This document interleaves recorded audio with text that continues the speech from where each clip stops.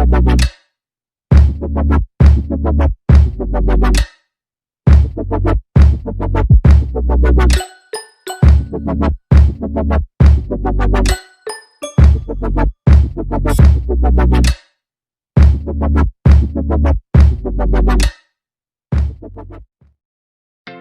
Friends, আজি মই আপোনালোকলৈ অসমীয়া পদ্ধতিৰে বনোৱা ছাগলী মাংসৰ এটা ৰেচিপি লৈ আহিছোঁ। আহকচোন মই কেনেকৈনো বনাইছোঁ আপোনালোকেও চাব। তাৰ বাবে মই মিডিয়াম সাইজৰ 7টা পিঁয়াজ লৈছোঁ, এটা গোটা নহৰু গুচাই লৈছোঁ, এটুকুৰা আদা আৰু কেইটামান জলকীয়া। মই 3টা পিঁয়াজ, আদা, নহৰু, জলকীয়া মিক্সিত পেষ্ট বনাই ল'ম। তাৰে আধাখিনি মাংসত দিব আৰু আধাখিনি থৈ দিব। নিমখ, হালধি, 1 চামুচ জিৰা গুড়ি, 1 চামুচ জালুকৰ গুড়ি, 1 চামুচ জলকীয়া গুড়ি আৰু 1 চামুচ ধনিয়া গুড়ি। এইখিনি দি মাংসখিনি ভালকৈ মেৰিনেট কৰি আধা ঘণ্টা সময়ৰ বাবে থৈ দিব।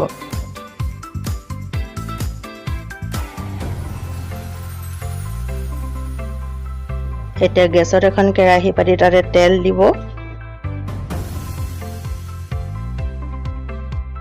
তেল গৰম হ'লে গোটা গোটাকে আলু কেইটামান ৰঙচুৱাকৈ ভাজি ল'ব।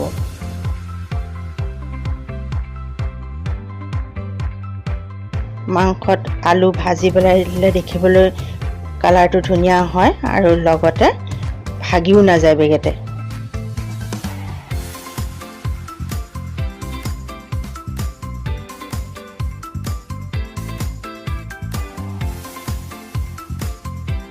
এতিয়া সেইখিনি তেলতে পেষ্ট কৰা পিঁয়াজ নহৰুখিনি আৰু মিহিকৈ কাটি লোৱা বাকী পিঁয়াজকেইটা দি ৰঙচুৱাকৈ ভাজিব।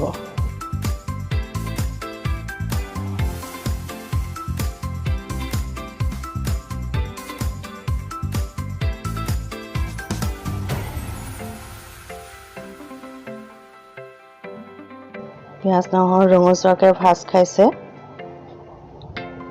এতিয়া ইয়াতে মেৰিনেট কৰি থোৱা মাংসখিনি দি গোটেইখিনি এবাৰ ভালকৈ লৰাই 5 মিনিট সময়ৰ বাবে ঢাক মাৰি দিব। গেছটো মিডিয়াম ফ্লেমত ৰাখিব।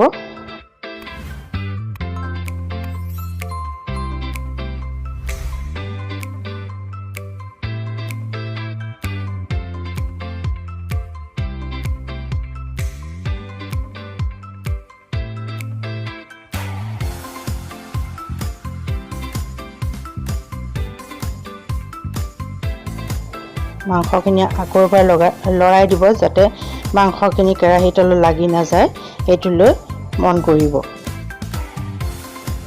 মাংস কেৰাহীত লাগি গ'লে খাবলৈ বৰ বেয়া লাগে।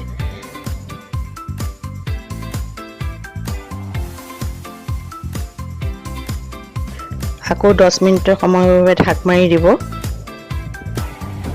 এনেকৈ মাংসখিনি মাজে মাজে লৰাই থাকিব।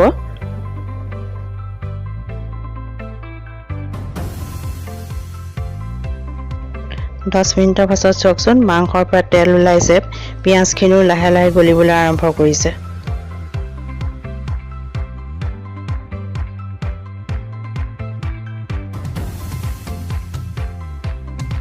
এতিয়া ইয়াতে ভাজি থোৱা আলুকেইটাও দি দিব। আপোনালোকে আলুকেইটা এখন কাটা চামুচেৰে খুচি খুচি দিব, তেতিয়া মাংসৰ মছলাখিনি ধুনীয়াকৈ আলুৰ ভিতৰলৈকে সোমাই যাব।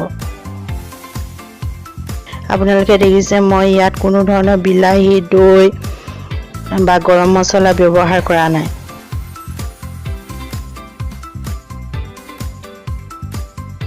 এনেকৈ 2 মিনিটমান সময় আকৌ ভাজিব।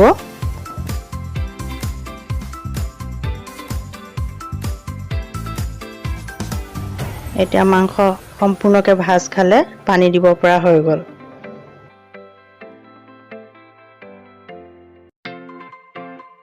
ইয়াতে মই 2 গিলাচ পানী দিছোঁ।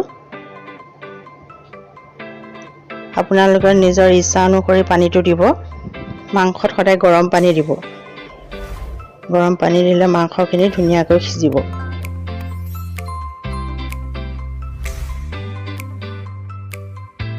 এতিয়া মই কুকাৰত 20 মিনিট সময়ৰ বাবে মাংসখিনি পুনৰ সিজাম।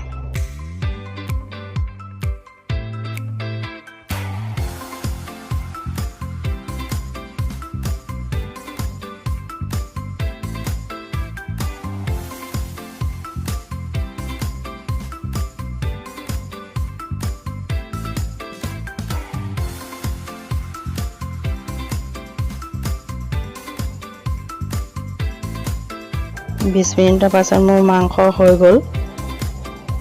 এতিয়া আহকচোন চাওঁ কেনেকুৱা হৈছে।